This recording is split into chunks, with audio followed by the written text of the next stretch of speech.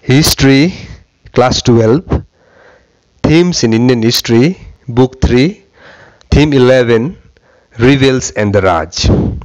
The Revolt of 1857 and its representation. Now we are going to study about Revolt of 1857 in this chapter. On 10th May 1857, the sepoys in the barrack of Meerut broke out in mutiny. In the late afternoon, it begins in the lines of native infantry, spread very swiftly to the cavalry and then to the city. They captured the ball of arms, they burned the government buildings, record office, jail, court, the post office, treasury, etc., and they destroyed everything. They cut the telegraph line to Delhi, and a group of sepoy rode off towards Delhi.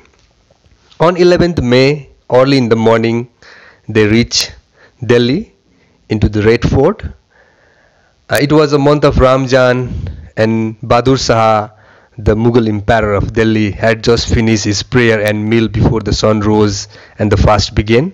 They had gathered in the Red Fort and they told him that we have come from Meerut after killing all the Englishmen there, because they asked us to bite bullets that were coated with the fat of cows and pigs without teeth. This had corrupted the faith of Hindus and the Muslim alike. They asked him to take their leadership.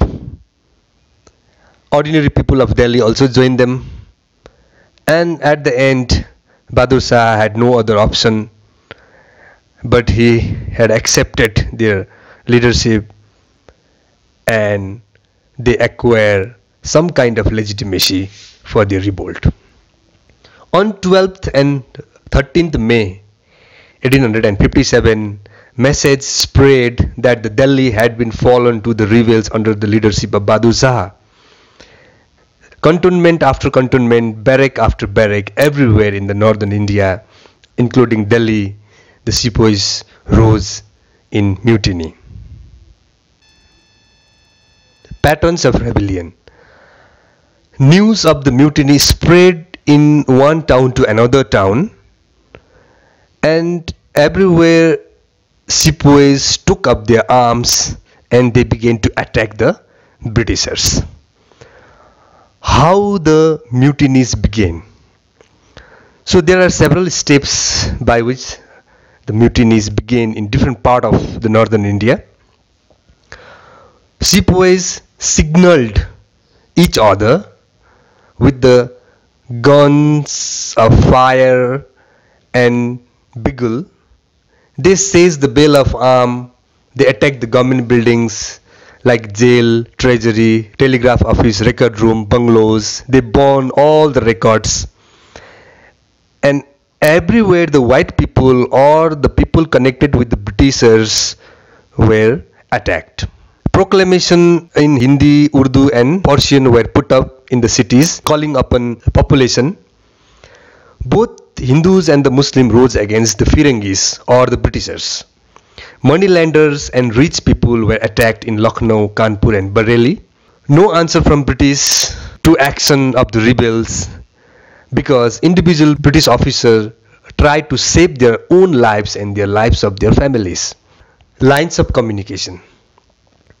Revolts were of similar pattern in different places in northern India, partly because of its planning, coordination and the communication between the sepoys in the various cantonment or various barracks. Captain Hasse of Awadh was killed by his own security officers. So it means that everywhere the sepoys were communicated each other, so that they were spreading their message from one place to another place. It was well planned, so that revolt were taking the similar kind of pattern everywhere. 1.3 Leaders and followers. Now, who were the leaders of the revolt of 1857? Rebels turned to those who had been leaders before the British conquest as their leaders. They want the previous leader to take their leadership. Sepoys of Meerut appealed to Mughal Emperor Bahadur Shah to take their leadership. Similarly, Sepoys of Kanpur turned to Nana Sahib as the successor of Peshwa Bajirao II to take their leadership. In Jhansi, Rani was forced to assume the leadership by the people of that particular area. Kanwar Singh in Ara in Bihar was also forced by the people of Bihar to take their leadership. In Awadh, Birjis Kadar, son of Nawab, was also forced by the people to take their leadership. And apart from these leaders, religious leaders and fakirs also preached the destruction of the British rule, traveling from one place to another place. On the other hand, local leaders were also emerged in the different places. For example, Sahamal led the tribal people of Bharut in Uttar Pradesh. Ganu, the cultivator from Singabum, also took the leadership of Kol tribes and he led them. 1.4 Rumors and the prophecies. So there are a lot of rumors began to spread like a wildfire. Britishers tried to control that rumor, but they couldn't do that. For example, the cartridges of the Enfield rifle coated with the fats of cows and pigs were introduced to the sepoy by the Britishers.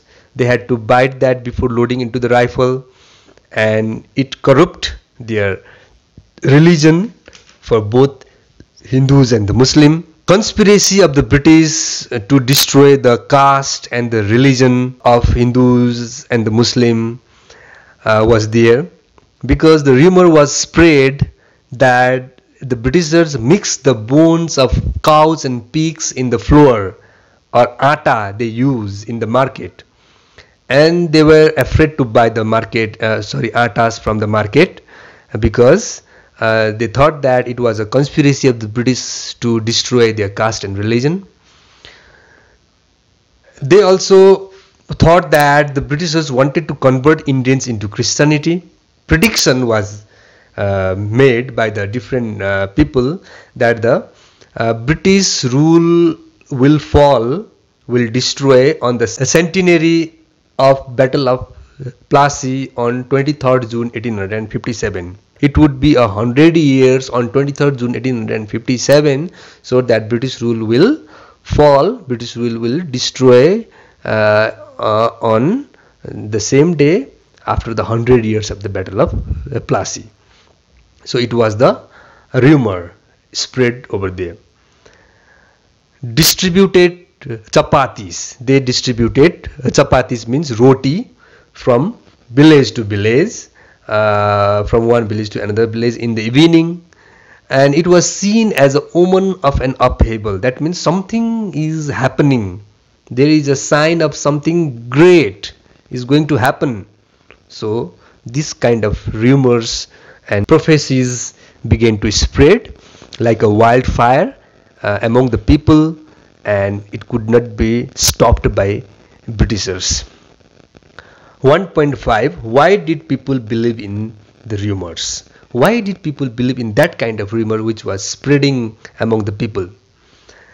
The activity of the British Emperor in India, British rulers in India, was one of the main reason. For example, policy of Lord William Bentinck of reforming Indians by Western education.